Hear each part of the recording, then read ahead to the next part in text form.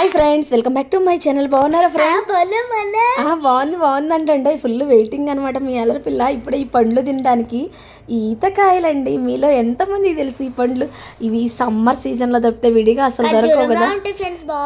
ఖర్జూర్లా ఉంటాయి, బాగుంటాయి అంట. నిజంగా అసలు ఎంత బాగుంటాయో కదా.